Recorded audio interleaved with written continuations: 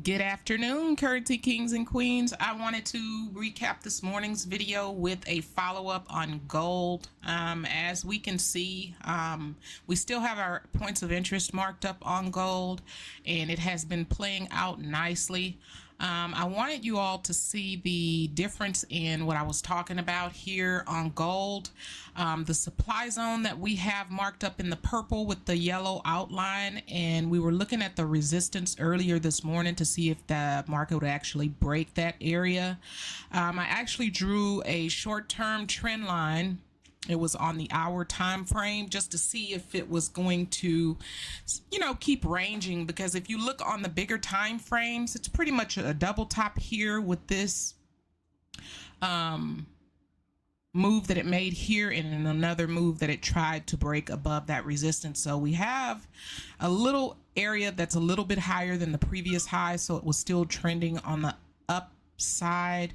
I wanted to see if it was going to break through this resistance. Let's move this over here because we're looking at this area now as opposed to where we were at the beginning of the morning. So as the market is moving, we can take this trend line off. And if you want to look at the trend line on the hour, you can still see actually it's, the most recent high isn't as high as it was because we were hoping that would break above the resistance to continue on the uptrend, which is everybody was on a bias, but it's still staying within this range, meaning the top of this yellow line, the bottom of this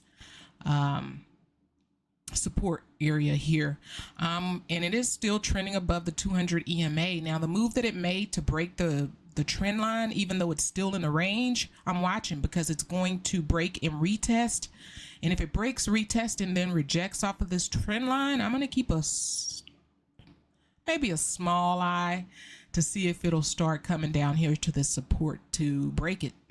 If it breaks the support level, I may be in to get some sales, and then I'll keep a close eye on my 200 moving average. But y'all, there's some great opportunity here that you can get.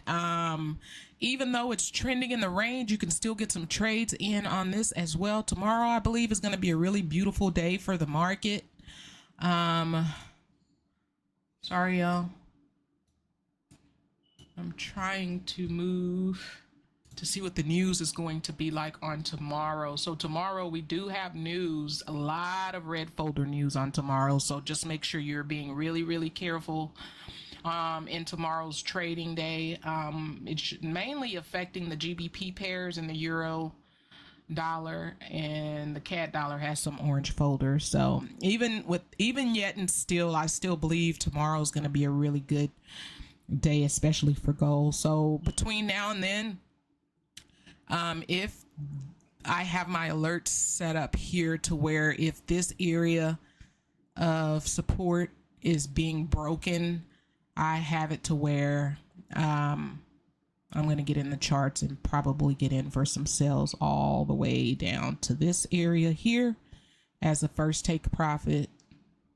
We do have this area here, so I'll just be closely watching with some sales in on the 4-hour time frame. I'll probably enter and monitor on the 4-hour, but I'm going to look at the smaller time frames, being the 30-minute or hour.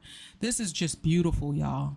You can see how the trend line is broken here, consolidates, goes back up, and we're going to see if this is going to be a retest and another rejection to continue down to actually challenge the support line. But yeah, it's a really, really nice, I would like to call it like a textbook type of move where we are right now, but it is in my book a still watch and wait. If you want to scalp this, you drop down to the smaller time frames, 5 minute, 1 minute, whatever you trade for scalping purposes, and you can get some really nice trades in. Just be careful, use proper risk management, and until the morning, talk to y'all soon.